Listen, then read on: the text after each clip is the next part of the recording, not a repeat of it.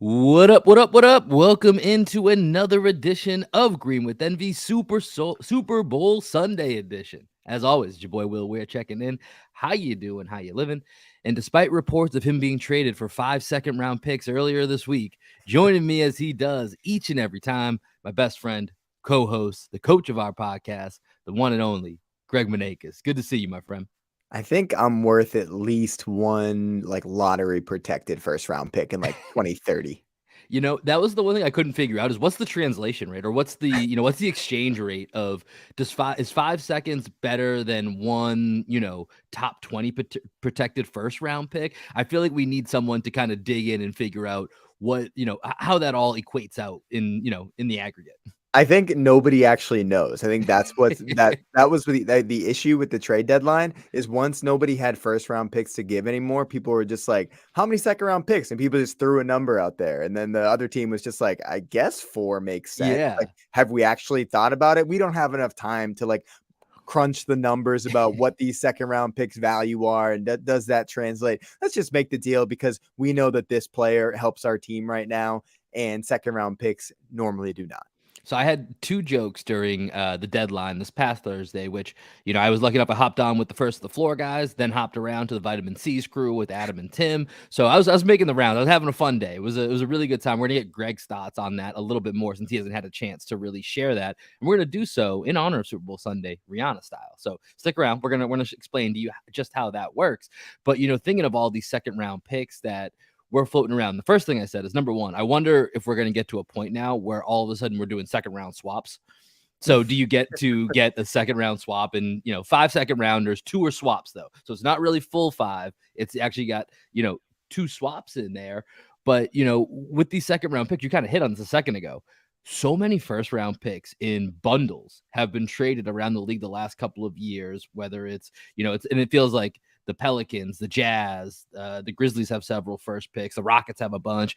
There's going to be 5 to 6 teams that just have all these first round picks. Everyone that's traded them away, they just ran out of the currency that is first round picks. So it's what about a second, 2, 3, 4, and somehow we settled on 5 being the magic number with potentially 3 full trades. Obviously, there's a trade in question right now with Gary Payton the second's health, which is, that's a disaster. So that's going to be a fun situation for all those involved. But 3 different trades, 5 second round picks. It was the number of the day earlier this week. Yeah, trade deadline was fun. I can't wait to talk about it later in the pod. But with that, let's actually get into what just took place here as we're going to do a morning box score. So, Greg, let's go ahead. Let's cue it up. Boston Celtics take down the Memphis Grizzlies here on Super Bowl Sunday, 119-109 for the Grizzlies. Ja Morant, 25 points, 7 assists, 6 rebounds. Triple J, 15 points, 7 rebounds, only played 20 minutes, fouled out of this game. We'll talk more about that later. Desmond Bane, 18 points. For the Celtics, very eventful box score for them. Jason Tatum, not his greatest day, obviously. 3 of 16, 16 points, did have 7 rebounds, 2 steals, and 2 blocks. Al Horford, 16 points, 9 rebounds, 5 assists. Rob Williams, 10 points and 16 rebounds. Our guy, my guy, your guy, Derek White, 23 points, 10 assists. And the White Boy Brigade, I don't know, Greg, we may have to find a different name for him. I'm going to go with this for now. The White Boy Brigade, Sam Hauser, Mike Muscala, Peyton Pritchard. They come in with 42 points, 12 of 23 from the 3-point line for the 3 guys in the White Boy Brigade.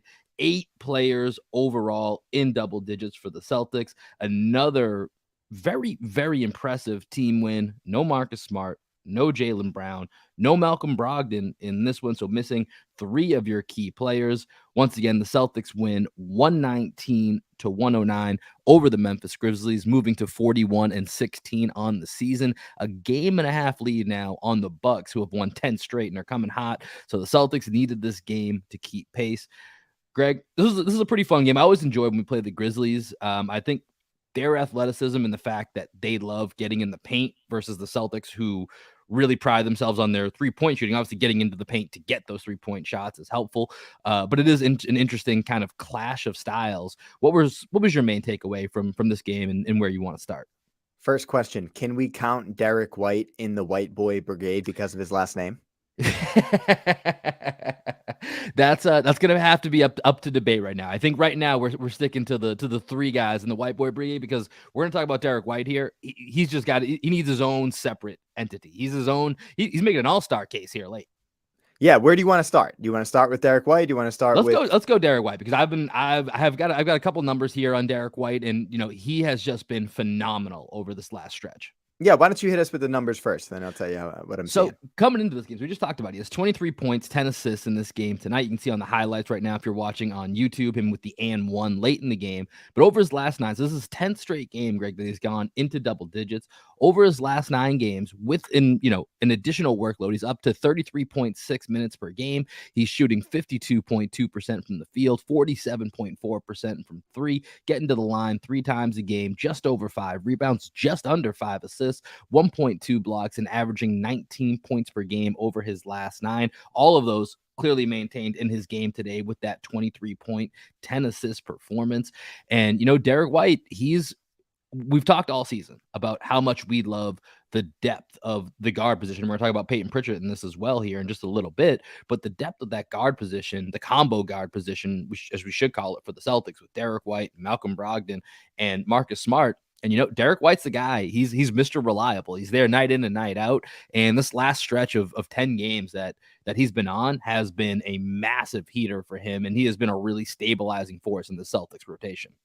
Yeah, and I think that just speaks to, the depth in the roster building that Brad Stevens has done with this team. The fact that Jaylen Brown can go down, Malcolm Brogdon can go down, Marcus Smart can go down, and other guys can just step up and do more, which just makes you realize how much less these guys are actually doing and how much you actually have to sacrifice as an NBA player because there's just so much talent going around, and there's only one ball and there's all these guys that know how to score that thing. So with Derek White, what I hope is going to happen after this is that he's going to maintain this confidence. Joe Mazzulla is going to have the utmost confidence in him to play him every single game, at least 25 minutes a night, because that's what Derek White deserves. There are still some games where White will play like 16, 17 minutes. And it's just like, what happened in that game? Why did you play Jason Tatum 40 minutes? Why did you play Jaylen Brown 38 minutes? Why did we play Marcus Smart 37 minutes? We don't need to do things like that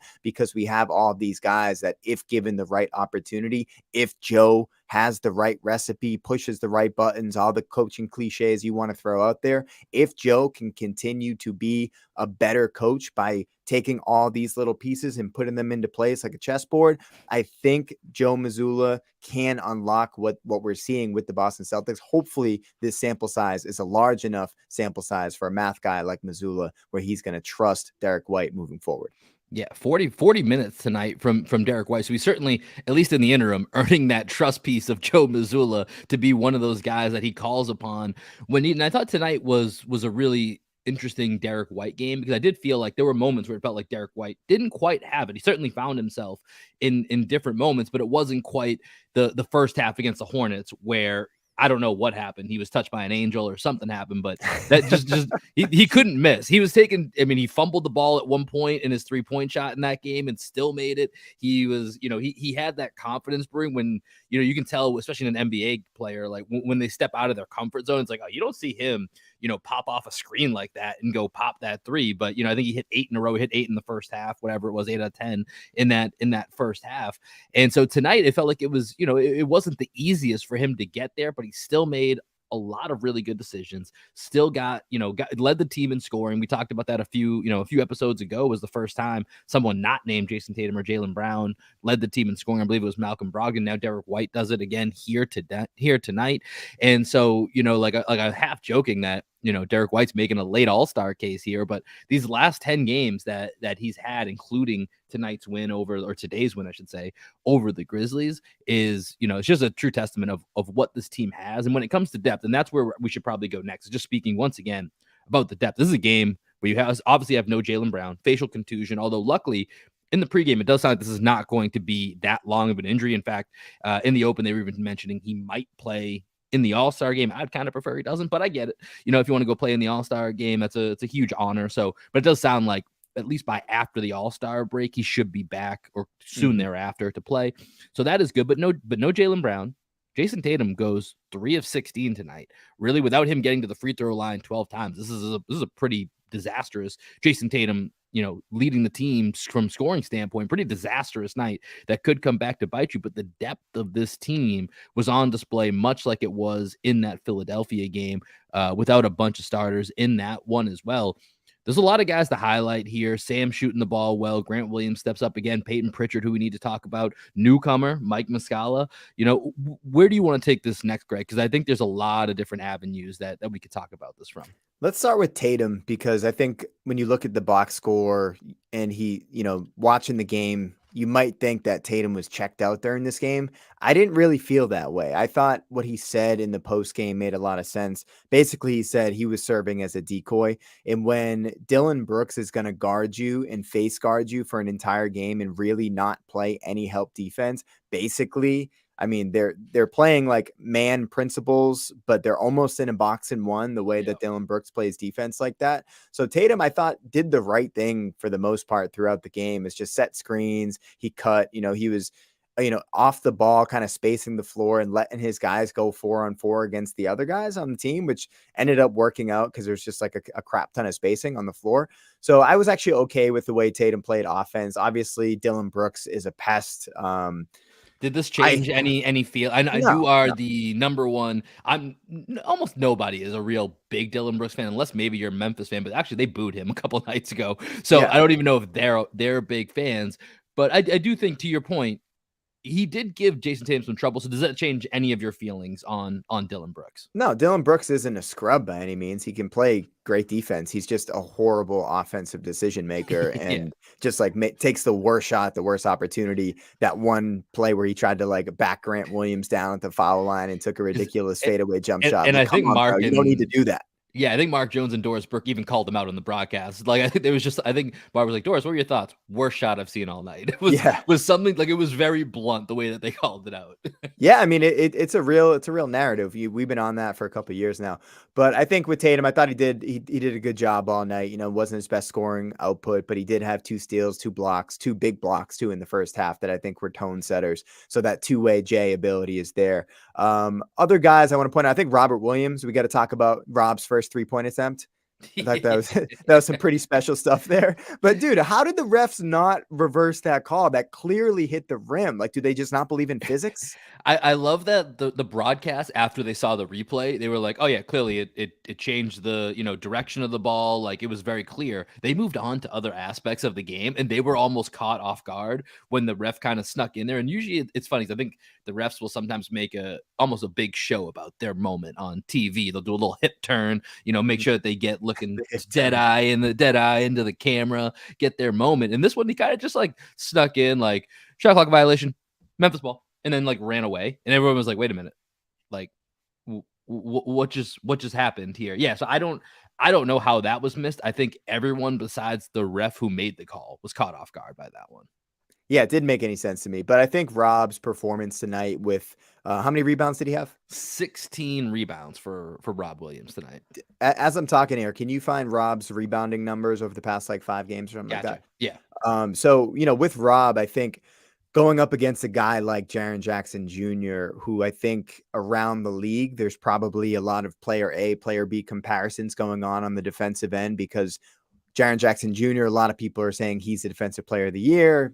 If you're a fan of the Celtics, you're going to start making some arguments for Robert Williams. You're going to compare them, probably going to throw a DeAndre Ayton into that conversation. Just these really good young centers around the league with high pedigree. Robert Williams, although he was a late first-round draft pick, was a really highly touted prospect in college. It's just, there were some injury concerns and some character concerns with him coming out of college. So I think with Rob, when you see him and the impact that he's having night to night, especially recently, against a guy like Jaren Jackson Jr., that speaks volumes to what we need him to be and the potential that he can reach. Because although there were times tonight where I felt like he still could have been more aggressive with the ball around the basket, we saw that passing ability that you and I talked about at the airport. Like, is Rob actually a good passer? Does he really make good decisions, or can he just can he do like the occasional really nice highlight pass, which we saw tonight? But where are you on Rob's passing ability right now? Because I know that's something that we were like, can we talk about this yet? Yeah, so we talked about it privately. We haven't talked about it publicly. I'm still kind of the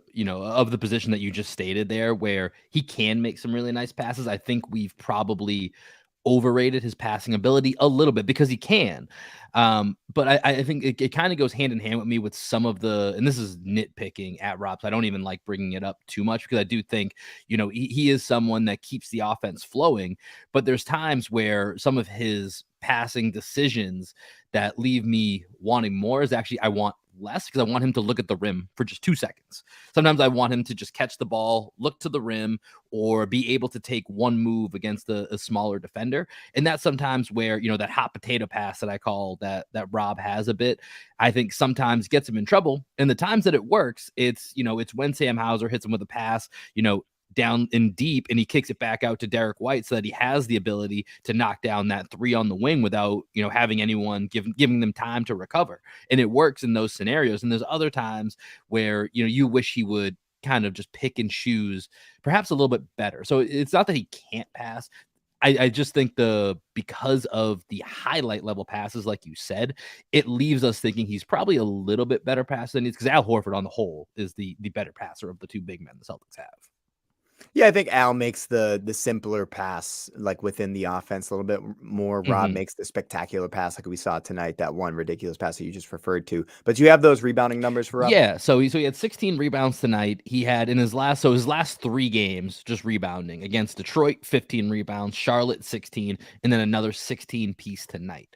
And I do think that his rebounding since he's come back has been something that, not every night is going to be these massive double-digit nights, but very few and far between are we getting nights that are, under 7-8 rebounds. And I think just in general, he's having more of an effect than, at least, and this is a little bit anecdotal, than just what I remember of him, last year having on the boards. And I think these last 3 games, you see, when needed, he really can have a certain aggression that comes along with his rebounding.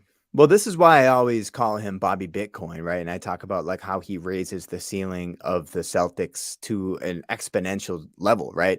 Because when you go up against teams like a Hornets team, like the game today, it's just like when you have the best athlete on the floor, that didn't really happen much throughout our time as Celtics fans. We're 33 years old right now. Like, how many times could we say our big man was the best athlete on the floor? Like that first couple years of the KG era before he hurt his knee, like he was probably the best athlete on the floor at the big man position. But other than that, I feel like Rob is the only time we've been able to say we have the best big man athlete on the floor. Would you agree with that?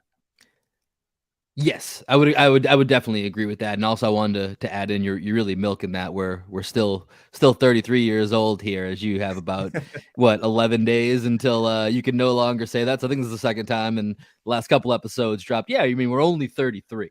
Dude, So I don't know if you're fighting a mental warfare over there or what. Oh, I am, bro. I am thinking about how like, oh, this was my bird year. Like I was gonna accomplish so many things this year, and I did, like a lot of personal growth, but like, turning 34 and I still want to be more successful than I am. So gotta having that the yearly annual existential crisis that comes along with the birthday. Birthday is supposed to be like joyous occasions, not for your boy over here. Well, there's a certain age where that's just how it goes. But here's the thing.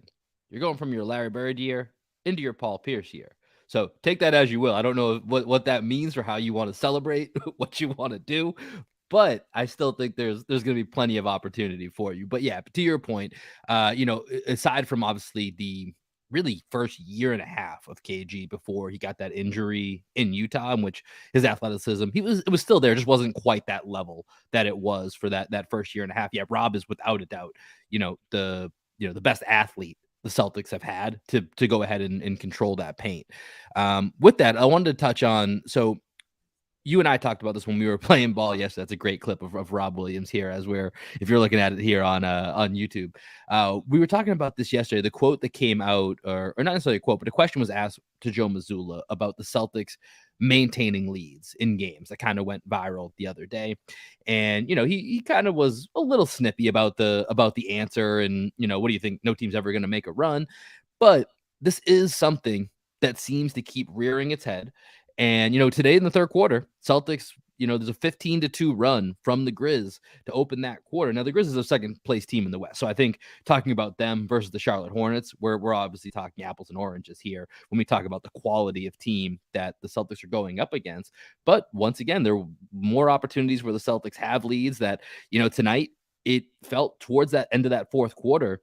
If Al Horford doesn't make that excuse me three with the Celtics up by 9, that game could have a much different feel down the stretch. So, harkening back to the original question that, should Joe Mazzulla be concerned about the Celtics' ability to hold leads? Obviously they win this game by 10, but do you feel that is a growing concern that you have issues about? Yeah, but it's also been a Celtics concern for a few years now. Even during the Brad Stevens That's a era, good point. we would just go into these offensive droughts where, for whatever reason, we can't score the basketball, we can't hit a layup, like get wide open threes, and we brick them. It seems like everybody just gets tight around the same time, and then like every once in a while, we get super lucky, and Jimmy Butler misses a 3-pointer that would send them to the finals instead of us going to finals. That stuff just happens in the NBA. But I think with Joe specifically, I've said this before, but like with the timeouts, it's one thing to not want to call a timeout because you just like what's happening. You want your guys to be able to play through it, so on and so forth. But there's another thing, like the idea of just stopping the rhythm just for a second and just like getting your guys under control. Because today, when the Grizzlies were making their run in the third quarter, it's a 5-point game. And everyone's expecting, or at least thinking, is this the moment where Joe calls a timeout, right? Camera even cuts to Joe, right, on the ESPN broadcast, because they know this is going to be something that people talk about. Doris even mentioned it on the broadcast. This has been an ongoing conversation, and you see Joe has that little like badger face that he does, and he throws up the horn signal, and we run a good horn set, right? And Derek White gets the back cut. Ja contests at the rim. Derek White maybe got fouled, but I thought it was good play by Ja. We don't get it there. Next play down, I think the Grizzlies scored again, right? I don't know if they got a 2 or a 3, but I think they definitely scored there. We run a stack pick and roll, Spain pick and roll, however you want to call it. Tatum exits out on like a little bit of an Iverson-like cut out to the wing. He gets Xavier Tillman in a switch. I think Tillman blocked Tatum's shot, and then Rob missed a layup at the rim. So we got like 2 good actions where we didn't call a timeout. Joe let things go, and then he called the timeout when those baskets didn't work. They tied the game, and then we went on, I think, a 5-0 run out of the timeout to kind of like get a little bit more breathing room there. But the overall point I'm making, I think, is that Joe is always going to say, if I like the way that we're playing, if I like the shots that we're getting, I'm probably not going to call that timeout. What I would like Joe to start thinking about is just like, if I call the timeout now, will it stop the momentum of the other team versus like us getting a 3-pointer and then stopping the momentum that way? I just want like the other team's momentum to stop versus us just like trying to regain momentum. Yeah, I think that makes a lot of sense. And that's, I think this is very similar to something you said maybe 2-3 weeks ago, because I feel like we've had this conversation a couple different times. And it's one thing, I mean, this is part of what the regular season is for, especially for a rookie head coach, experimenting a little bit, trying to figure out your lineups, trying to figure out what patterns, what play calls you want to use. And, letting your team play through adversity is absolutely something you want to do at different stretches. And Joe does a very good job of that. But the other side of this is, as a coach, you want to try to work to yourself, all right, what can I do to influence the game? Because this is one of the few ways in which, a coach in real time has an ability to change what is happening on the court, right? Like you're talking about, suck that momentum out. Don't let that momentum build up, because, I think about that 15-2 run to start the half, and what if that's the finals? I mean, I'm not saying that Joe will play it that way, but that's been kind of the case, is that Joe hasn't really experimented quite. He's gotten better in different areas at times with these timeouts. But, if this is, and maybe he plays it differently, but we just haven't really seen that. If that's Steph Curry that just leads a 15-2 run in the finals, like that momentum is a lot different than a regular season game on February 12th. And so, it does make me concerned that if that's the approach that you're having in the regular season, and we don't see the other side of that experiment, that's all we're going to expect, and that could cost you games down the line. So I mean, like you said, this is, when the team is 41-16, you got to find things that you're going to nitpick. You got to find things that you think, hey, what's this one moment that maybe we talked about this 3 or 4 different times, and we get to the conference finals and we're like, it happened again, or hey, hallelujah, it didn't happen because maybe the Celtics or whoever it might, or Joe Mazzulla or someone or one of the players has learned from this instance. But anything else you want to touch on this game, Greg, here, or do we want to take a little break and then transition into our next segment here? We don't need to have a whole back and forth on this. I just want to give a quick shout to Sam Hauser for rediscovering Shotgun Sam, rediscovering his shot. He looks great. He's been awesome in Jalen's absence. His defense continues to be a positive, especially his ability to chase guys around screens. I think his own knowledge of navigating screens on the offensive end and understanding angles as a shooter, I think it's translating well to his ability to chase guys off screens on the defensive end. So shout out to Sam. He's been playing great. Yeah, last 4-game stretch for Sam has been really, really vital, really important. And, while we're waiting to figure out just how long Jaylen Brown is out, like we said before, hopefully shouldn't be much more than the All-Star break. His emergence of him getting that shot back to early season form has been pivotal in this 4-game win streak here for the Celtics. But with that, it is Super Bowl Sunday. So Greg and I wanted to find a way to incorporate that. We already gave you our Super Bowl pick last week. So what we want to do this week is we're going to take a quick break. And when we come back, like I mentioned, I got to give my trade deadline thoughts all over the place on Thursday. I was hopping around, but Greg has not had a chance to give you his yet. So we want to do so, a little Super Bowl twist right after this. All right, Greg. So I was everywhere giving my trade deadline opinions. Dude, you were having so much fun. That was like your Christmas morning. It was hilarious. A blast. The trade deadline was one of my favorite days. That's why I was like, should we do a live show? I know we both have work, and I had one meeting that kind of got canceled in the middle, and I was like, all right, I'm all in. So I don't know if anybody at my Dutchy fam is listening to this right now. Hopefully not, because your boy was hopping around doing some things during the day. But I do want to get some of your thoughts on some of these bigger moves. So there's several moves that really affect the Celtics. And we already talked about some of the bigger ones, the Kyrie to the Mavs. We're live Wednesday after the Celtics game. So we had a chance to talk about the Lakers trade, the Josh Hart trade. So we're going to put those to the side. But not only do I want your thoughts, Greg, and I thought it was kind of interesting that you suggested this segment, is we're going to put a little Super Bowl twist on this. I'm going to give Greg a trade, and he's going to give me the Rihanna song that best matches. Is it your feelings on the trade? Is that what we're it's kind of a mix of my feelings versus me projecting the thoughts and feelings of either players that were involved or the franchises that were involved. What is the most appropriate Rihanna song for this trade? That's what Greg is going to give us. And I thought this was interesting, Greg, because I think out of the two of us, I would assume I'm the bigger Rihanna fan. So I thought it was interesting that you came up with this. Well, a couple things. She's performing at the Super Bowl, and also you're my best friend, and I know how much you love Rihanna, so I did this for you. Well, I appreciate it, man. Queen Riri is my girl here. We'll be talking about her some more later.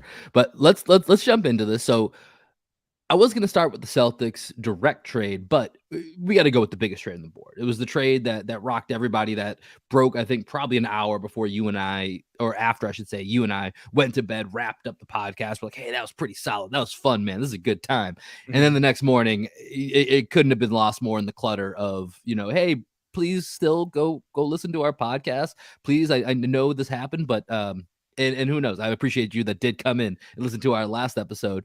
But Kevin Durant gets traded from the Brooklyn Nets along with TJ Warren to the Phoenix Suns. And in return, they get Mikal Bridges, Cam Johnson, and 4 unprotected first-round picks from the Suns. Greg, what is the Rihanna song that best embodies this trade? I'm going to go with Stay. And the lyrics that I think best encapsulate this are, not really sure how to feel about it. Something in the way you move makes me feel like I can't live without you. It takes me all the way, and I want you to stay. Sorry, Brooklyn Nets. Kevin Durant had no desire in sticking around once Kyrie Irving left. And the Suns better hope that KD is down to stay there for the rest of his career, which I think he will. But I also do like the return on this trade for the Nets. Other guys that I think will end up staying in Brooklyn. I think Bridges and Johnson long-term probably will stay there. And they got those 4 unprotected first rounders. I think there's still room actually for the Nets to make some noise in the playoffs this year And I think they're in a great place to move forward if they want to flip those guys for more picks and do a complete rebuild. What do you think about that? First of all, excellent pick, and I love this game already. This is a great game. I like how much thought that you put into that. That was well done. I have no comments on or no additions to that Rihanna portion of this. That was phenomenal. I think the thing that's the funniest about this trade is you look at the depth, and I tweeted this out. The Brooklyn Nets are basically an all-star roster of role players, and it's funny because before KD and Kyrie a couple of years ago decided to come in the summer, that's essentially what they were when they were a really fun team, made a kind of surprise run to the playoffs. And I think they, got frisky in that first round, maybe I think it was against the Sixers. I'm not positive on that, but, made a splash. And it was part of what became attractive for KD and Kyrie to come to Brooklyn. And, here we are 3.5 years later, and let's just reverse course. And we have, 5 wings that are awesome, a couple of guards that can play. Cam Thomas apparently just puts up 40 points every night when given the opportunity. Like, it's a really fun team, and, they're still in 5th place right now. I don't know that they're going to finish the season that way, but I still think they're good. So, I mean, I don't see any reason why they would fall beyond at minimum, being in that play-in game. And they seem like they're going to be a really fun team to watch down the stretch, which is just so differently than what we've seen out of Brooklyn these last couple of years. So I think it's pretty interesting on that front. And then for the KD side, over to the Suns, I mean, he's still hurt. I think that's the part people have been forgetting about the trades. He's still hurt. He's not even going to play for a little bit long. Like, I feel like that's just been completely glossed over. Devin Booker literally just came back. Chris Paul's been kind of in and out. DeAndre Ayton's had ups and downs, all over. So, I mean, obviously, I think it makes sense. And by the way, the owner took over 20 hours before this trade went down. It's a hell of a first day. Come in and just go ahead and get Kevin Durant. Yeah, right. I think I could own an NBA team. Let's just go trade for people. Let's just go trade for the guys that I do my fantasy league. And but I think it totally makes sense for the Suns, because now you have at least probably, we'll see what they do with Chris Paul in the offseason. Rumors, maybe Kyrie wants to come to Phoenix. Who knows? If they want to put up with that headache again, I don't know. But you have at least now, maybe 2 to 3 year runway of, let's remove Chris Paul just because of age. Who knows what's going to happen? And I believe his contract's not fully guaranteed for next year. Is you have Kevin Durant and you have Devin Booker, which we may have to do that. Once we see them on the court, we're going to wait till we see them on the court. We have to redo that duos list and see where they fit in, because that's going to be right there. I'm going to save you the trouble, Will. They're the best 2 in the NBA. All right. Not even going to wait to see one game first? No, dude, Kevin Durant. No, it's just another level. Devin Booker and Kevin Durant are gonna be the best 2 in the NBA. It doesn't mean they're gonna win the championship, but they're the best 2 in the NBA. Yeah, and I mean, from that duo perspective, if we go back to our list, those are basically 2 top 10 guys, whereas JT and JB is 2 top 15 to 20 guys, So that's the difference there. But I do think they gave themselves about a 2-3 year runway with this. So I like this, like you said, I kind of like the trade from both sides. I'm really excited to see what it looks like in Phoenix. I'm not going to rush to make them the favorites yet, but I think they're going to be right there. But with that, let's go to our next trade here, Greg. So let's bring it to the Celtics. Our guy who had the green light today, Mike Muscala. As soon as he gets in, he lets that thing fly. Mike Muscala is now a Boston Celtic. Justin Jackson, 2 second-round picks going out to the Oklahoma City Thunder. Greg, the best Rihanna song that embodies Mike Muscala to the Boston Celtics. I'm going to go with "What's My Name?" And the lyric that I love the best for this one is "The things that we could do in 20 minutes, Joe." Now, I think it's more like the things that we could do in 10 to 15 minutes for Muscala, but I think his presence allows for Rob and Al to kind of play in that 20 to 25 minute range a night, even though tonight was not the case. They each played over 30 minutes, but I think Muscala being on the team helps to keep those guys fresh. I love this deal for the C's. I've never really thought about Muscala on the Celtics, but once it happened, I was like, oh, that makes a lot of sense. He's just a guy that knows how to play on both ends of the court. Really smart player off of pick and pop actions. I think he just fits a bunch of different ways. I think he's insurance for a Grant Williams dip as well, and insurance for a Rob and Al injury. Overall, I think he's going to save the legs of our big guys down the stretch. You're 2 for 2 from the field so far with your Rihanna songs. This is a really good pick. And yeah, so far, Mike Muscala's already played 2 games for the Celtics, right? And it feels like he kind of fits in. And we'll see once we get all of our starters back. I want to see how Joe mixes them. And to your point, like you said, it's probably more of a 10 to 15 minutes versus 20 minutes. But I like where your head's at, 'cause that's kind of where he is when, if Al's sitting for a night or if Rob's sitting for a night, he might be in that kind of 20-minute range. And, the way that he can expand the defense, not afraid to shoot it. Like I said, he's definitely letting that thing go these first couple games here. He can play with basically any of the centers that we have out there. If we want to stay big, if you want to stay with that 2 big lineup, there really isn't a center that you couldn't play with. He was playing with Luke Cornett for a few minutes tonight. Maybe that's not one that you want to run out too much, but whether it's with Rob or Al, which is probably the more important pairing, you're going to be able to, put him out there. And like you talked about, he is good, Grant Williams insurance for the off season. He has a team option, and then you combine that with the return of Danilo Gallinari. So should Grant Williams negotiations get a little pricey, which of course there's that opportunity, then you have a little bit of safety insurance in Muscala and the newest member of the White Boy Brigade, Danilo Gallinari. So that could turn into a four-piece boy band by next year. So we'll see how that goes. But any other thoughts on Muscala before we go to the next trade? One thing Muscala cannot do that Grant Williams was doing tonight was being the point of attack defender against John Morant. So there's some things that Mike can do that Grant also can do, but that's not one of them.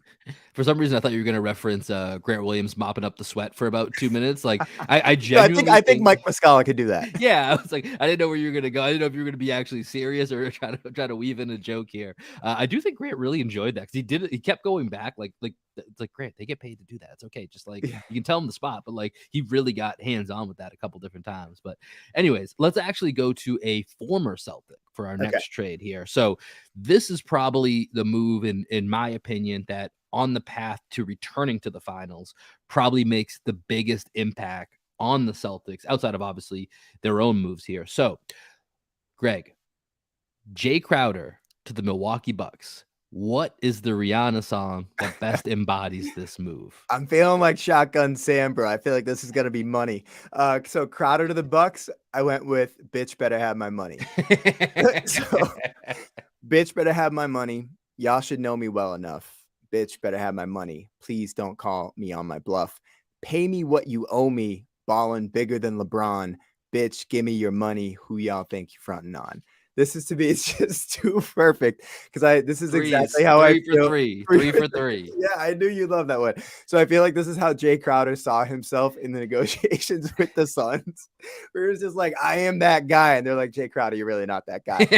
I still feel like the Bucks kind of overpaid to give up, what they give up, 5 second-round picks. It ended up being, I think, because technically, I guess he actually was part of the KD trade that we mentioned earlier, and then he was rerouted to Milwaukee. So, I mean, there was too many second-round picks. There was 5 second-rounders. I don't know if all of them went to the Nets or if it was in part of another deal, but 5 second-rounders did go out for Jay Crowder. Yeah, but I like this for the Bucks. I think he fits a need on their team. They're 100% a better team after this deal. When you look at their closing 5 that they can now throw out there, and I'm imagining a big part of this deal was to get Grayson Allen out of their potential closing 5. Holiday, Connaughton, Middleton, Crowder, and Giannis. That's what I would imagine would be their closing 5, which is switchable. It's big. It's a bunch of guys that can shoot. I think this helps them in the short term. And if they're willing to give him his money, I think it helps them in the long term too. So first of all, I'm still thinking about how perfect those lyrics go along with the Jay Crowder situation. So I want to ask you a question on that first. Okay. Did you immediately know that this was the song for it, or what was your process on discovering this? Yeah. This was the song to go for this, because it's incredibly perfect. Yeah. So basically, what I did is I just had Rihanna's catalog. Right. I was trying to think what songs was she going to perform tonight. So I was trying to match them. I was like, all right, all 3 of these songs, I feel like she's going to perform tonight. And then from there, I just read the lyrics, I listened to the song, and I tried to find the one that best encapsulated the moment of the trade. And I was like, I'm 3 for 3, baby. I don't know that I'm going to go 3 for 4. I did my best one. The McDaniels move is like the least important of the trades that we're talking about So too. we'll get there in a second, Okay. but yeah, I wanted to see how you got to this Jay Crowder, because this was the creme de la creme. Yeah. This was the one that you knocked it out of the park. I Like, kind of want to Costanza it right now and just not even talk about the no, McDaniels. we're gonna have to do it. We're gonna have to do it. This is Derek White taking a heat check shot right now. Okay. All right. I like it. I like it. You've got to go for it. But real quick, just on Jay Crowder to the Bucks. Yeah, I have no idea what the value of second round picks is. So is it an overpay? Maybe. I don't know, because I think we're gonna have a couple more trades probably by the time we get to the NBA draft, where second rounders, it's gonna be like, okay, so that's also a second round pick worthy, or 2 second rounders is worth X, and it's not gonna make any sense. So whatever on the value part of it. But to your point, I think Jay Crowder feels just like almost a PJ Tucker upgrade that they've been missing since PJ Tucker left from their championship run a few years ago. I mean, he just feels like that missing piece. He's felt like this is the landing spot. And when you mix in, Ingles, and I think really the biggest thing for the Bucks is if and when is Middleton going to get back to being Middleton?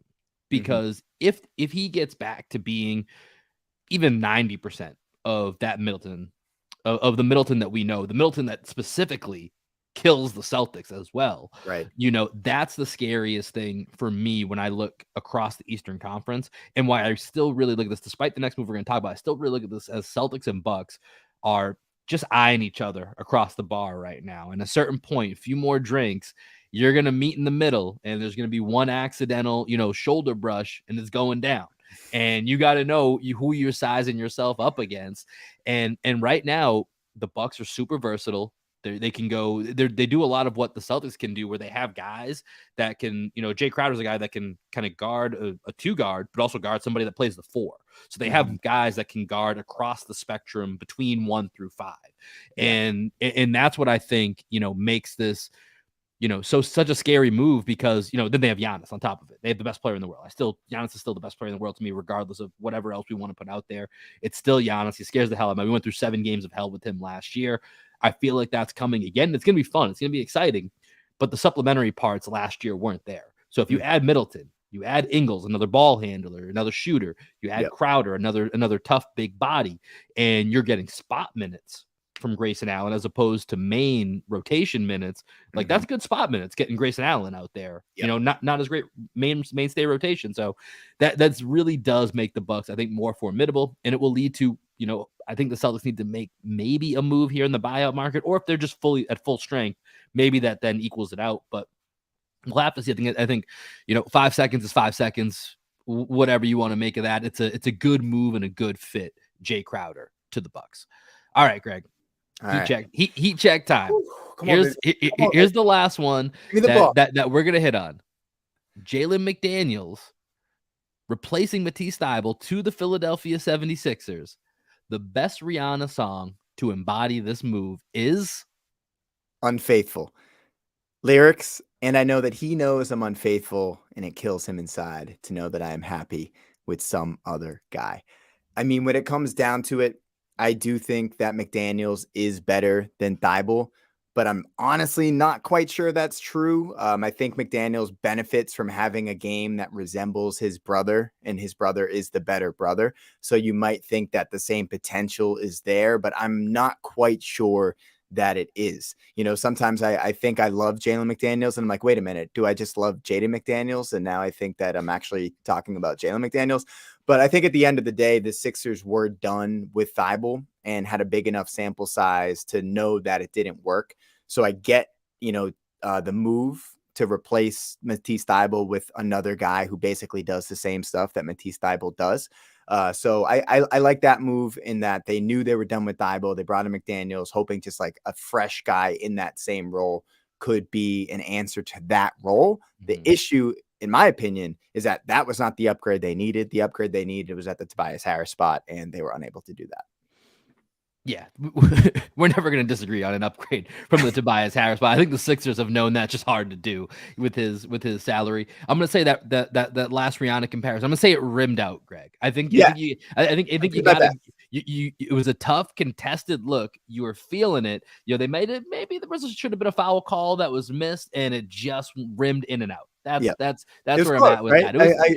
I had to do a serious I listened to like 4 or 5 songs to try and come up with the best one for that. Yeah, when I'm on the way to my Super Bowl party, that's what I'm gonna do. I'm gonna blast some Rihanna here to get ready for the night. But with Jalen McDaniels, I know at one point you were super high on Matisse Thybulle, and his defense is the reason why. His defense is really impressive, and we've seen that it has given, got our specifically Jaylen Brown, Jason Tatum has given them trouble at times, and we saw it tonight. Dillon Brooks like that, a guy like that is very valuable to have, and Dillon Brooks does not make good decisions. He can, he plays better offense than Matisse Thybulle, and that's to a degree what I think the Sixers were looking for with Jalen McDaniels, because when they play Thybulle in the playoffs, their offense just goes from, I'm trying to think of a better word to not censor myself. May have to write this down. It goes to shit. I couldn't think of a better word, but that's just what happens to them time and time again with Thybulle when they try to play him in the postseason. And so with Jalen, we've seen him with the Hornets, play some solid defense against wings like the Celtics have, and that's what they're gearing up for. They're doing the same thing the Bucks did by getting Crowder. How do you gear up for the wings, across the Eastern Conference, which at one point did have Kevin Durant in it as well, no longer, but specifically looking at, playing Chris Middleton, playing Jaylen Brown, Jason Tatum. And so I think with the minutes you can get in the rotation with Jalen McDaniels, he's going to give you more in that offensive. Even if it's slightly less on defense, it's not going to break your defense down. He's going to be, he's going to be able to sustain. But then on the offensive end, you're going to be able to play him without ruining your spacing, to be able to give room for Embiid, Maxey, Harden, whoever might be out there, to still have the space that they need without just, basically playing a 5-on-4 offense. And so I like the move. I think he's a young kid, so we'll see what happens in the offseason. But I do like that as a short-term upgrade for them, at least for this postseason. It's not quite on the level of the Crowder move. Like the Crowder move to the Bucks, I think is really, I don't want to overestimate Jay Crowder, but it's a scary move for the Bucks for the depth and versatility it gives them. Jalen McDaniels is all right. It's the same rotation that you've had. It's just maybe a slight upgrade. Well, I think the thing is, right, with Crowder, you now have a member of the closing 5. McDaniels is just going to be he's a rotation player, but he's not going to be in the closing 5 of that team. And if he does, then he'll exceed my expectations for what I think he can be for that squad. But I think maybe he takes the Tobias Harris. Maybe he earns and steals the Tobias Harris minutes. I was thinking that, and I was like, McDaniels just like can't rebound as well. Like for all of Harris's faults, like he is a decent rebounder because he's big body. But I think for the Sixers to win the championship, they needed to figure out a way to move off of Tobias Harris and upgrade that spot, and they didn't do it. Well, man, you crushed this Rihanna segment. I'm extremely proud of you. Thank you. The thought and effort that went into this, I wasn't really sure. I was like, all right, I think let's Greg threw this out there. Let's see what happens. This was an A+ performance. I am giving you a round of applause here. I hope you can. I hope you can edit together a really nice video to go. I'm gonna have to now. You've backed me into a corner here. I've got to find a way to put something together. So make sure you're following us on our YouTube page. I may try to put a little bit of time into this. I don't have time to do it tonight as we're recording right before the Super Bowl. So this may be a little bit later in the week project, but definitely follow us on our YouTube page. Follow us on Twitter. We'll make sure we put that out there. Instagram as well at Green Envy Pod. But Greg, so that leads us into the buyout markets, buyout season. So right from trade season into buyout season, I'm not quite as excited about buyout season. It's not the same as trade deadline season. No. But it is something that, while at times typically overhyped, does on occasion find its way to help. Once again, we're talking about rotation, back end rotation, supplemental minutes that can help you get to the ultimate championship. And so far, we've seen the Muscala move for the Celtics in the trade market. So they added another big. What's really been left is that it seems like another wing with Jaylen Brown out, and even with Jaylen Brown healthy, try to save a few minutes from the Jays and from the combo guard trio of Malcolm Brogdon, Derek White, and Marcus Smart, who all tend to guard up when one of the Jays is out or foul trouble. Try to save some minutes for them. Is that a wing is kind of where the Celtics would be looking in this buyout market, which is already kind of started to quote unquote heat up here a little bit.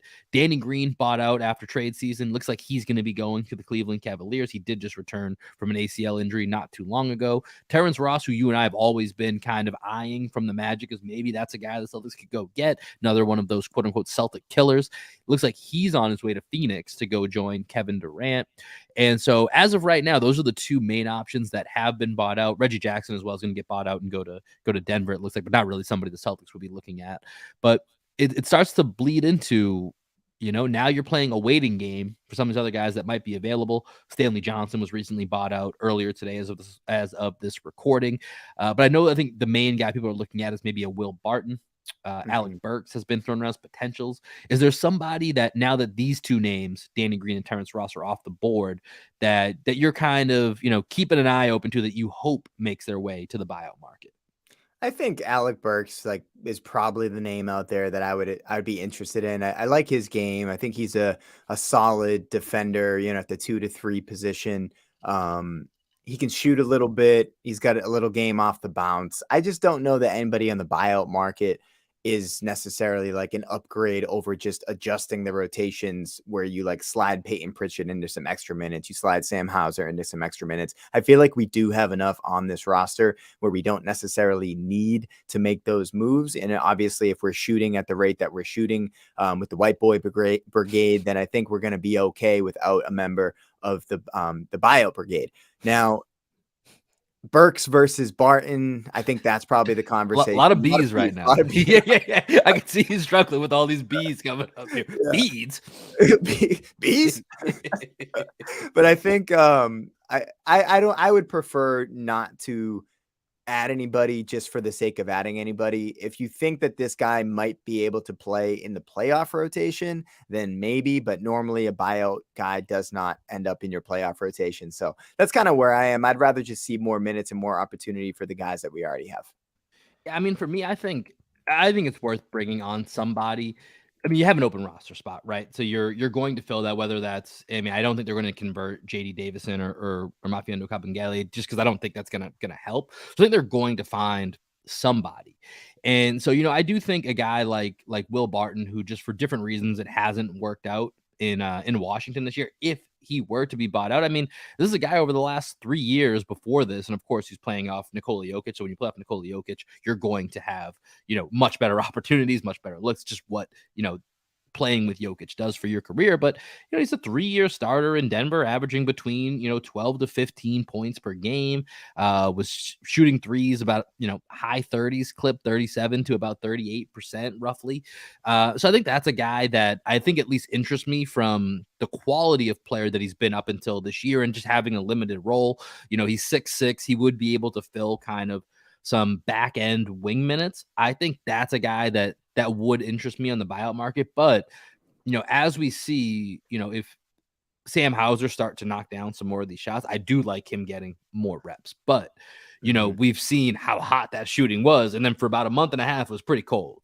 And even though he does more things, you talked about some of the other things he does other than just shoot the ball. Because it's probably a mistake that we make a lot trying to cover this team, is sometimes just making somebody one-dimensional. That's all he does. And sometimes it's true if you're Duncan Robinson, but if you're Sam Hauser, you're at least attempting to be in on the boards, make the right cuts, do all these other little things. And I do think he does those well, but without that shot, it does make him harder to play longer stretches. And so if he does go cold, it leaves you in a slight predicament, not a big predicament, but a slight predicament. And so I think having a guy like Will Barton would be some nice insurance. Stanley Johnson, I haven't really watched much of this year, so I don't really have much of an opinion on that name. Great. That's what everyone always says about Stanley Johnson. Oh, great body, great NBA body. They've been saying that since he was. Well, I feel like that's a lot of the dudes that kind of float around that keep getting chances. Like he's got the build for it, right? Yeah. Like why can't this guy come in and be a defender here? It's like, I don't know, he failed 3 other places. Like, I don't know, maybe. Well, I heard on First to the Floor they mentioned bringing back Semi, and I was like, oh god, no, please. Yeah, I kind of shut that down. I was like, I don't know about that, man. I've seen. I'll just keep going back to those 5 minutes of missed open threes from Jason Tatum when he was labeled as a non-creator, and it's because he's creating to Semi Ojeleye. But hey, shout out to Semi for that 1 Euro step he had 3 years ago. That was a fun time. It's a fun ride.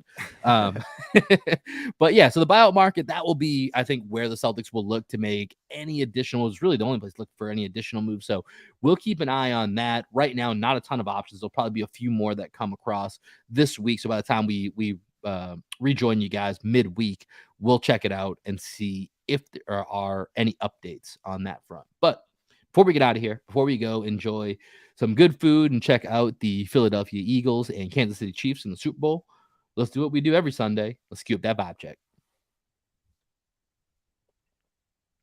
All right, Greg.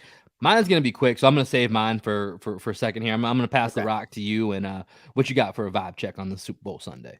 Okay, I'm vibing with the Bill Russell documentary, bro, and finding footage from early NBA eras. So, first of all, this isn't the most important of the points that I'm making here, but I think that there should be more of these documentaries made to show younger generations that these dudes could play, but it was just like a different game. It's also just cool in those documentaries to see like the environment of different eras, like the crowd storming the court, old newspaper clippings, all that stuff is just fun. So I just want to start there. Secondly, Bill Russell's birthday is today.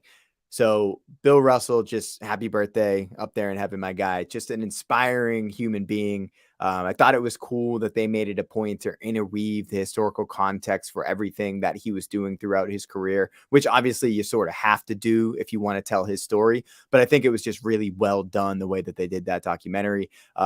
Watching a documentary like that makes you appreciate the sacrifices previous generations have made to get our society to where it's at today. But also it's a great reminder that this stuff really wasn't that long ago. And if we take those things for granted, it's really a slippery slope back into some dark times. So I think the more documentaries that you can see out there that just like rehumanize the struggle for civil rights and the struggle for human rights, I think is important. And then especially for sports fan to see it in the context of sports I think is important for older generations, our generation, and the upcoming generations. Yeah, I haven't had a chance to watch this yet, but it is 100% on my list of things. And I was actually thinking that, while we have probably some time over the All-Star break, I'd love for us to even maybe dig in a little bit deeper on this documentary. Today being Bill Russell's birthday, and it's on Netflix, right? Yeah. Yep. So, when you started talking, it made me think about, when Bill Russell passed away, because it happened when me, you, and Adam were literally about to do a podcast. Mm-hmm. And I think we were, seconds away from clicking, record and having this big, jovial, boisterous, hey, boys, what's going on here? And then this news hit, and it really kind of smacked us collectively in the face. Yep. And I had to record the little like cold open. Yeah. I mean, we took a few minutes about, what do we do? Because we can't just go into this like a normal podcast anymore. Like, this has happened. Like, we need to address this. It's too in the moment to really gather our full thoughts on it. And I thought you did a really good job. That's in the, in the archives here of the Celtics blog podcast that you can go back and find that episode. And I think you did a really good job, summing up to the best that we could, our feelings in that moment. And I think watching this documentary, which I'm really excited for, Bill Russell's a guy that growing up in Boston, you hear different bits and pieces about his life, his relationship with the city, his, involvement with civil rights activism.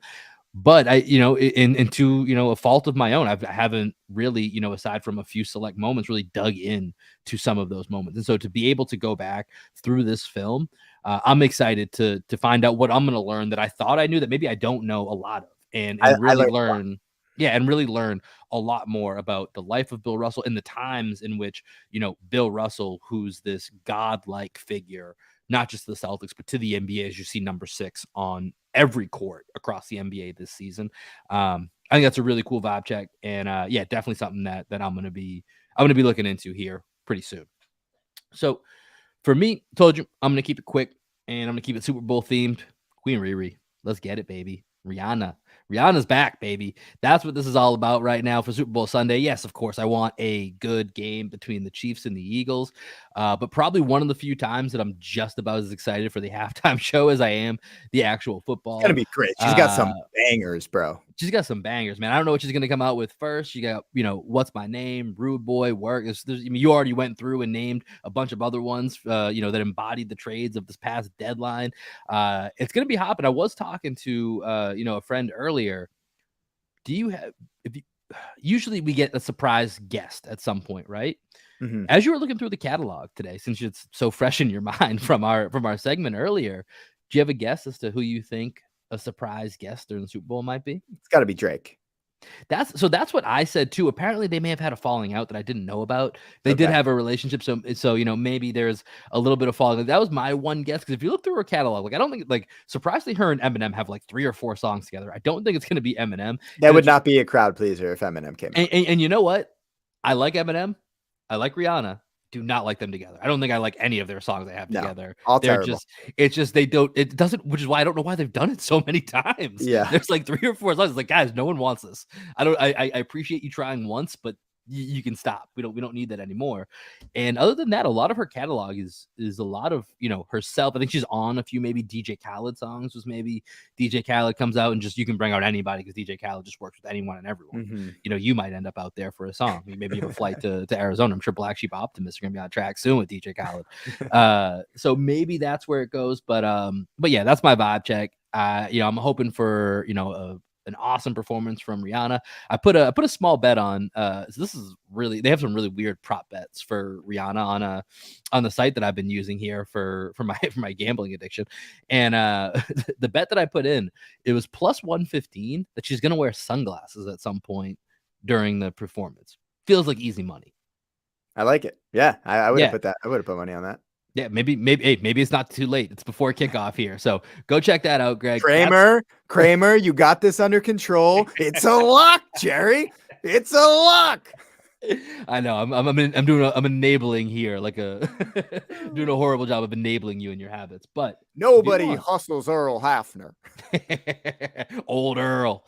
But that's gonna do it for this edition of Green with Envy. This is a Super Bowl edition. Greg and I have both picked the Chiefs. Let's see if we're right. When you tune into this on Monday, the release day, we will know who is the Super Bowl champion. For now, Celtics are atop the NBA, atop the Eastern Conference, 41-16, game and a half lead on the Bucks. We will be back with you later in the week. Greg, what are we going to hear on the way out? Y'all know the drill. Black Sheep Optimist, Skywalking. Peace, everybody. Deuces.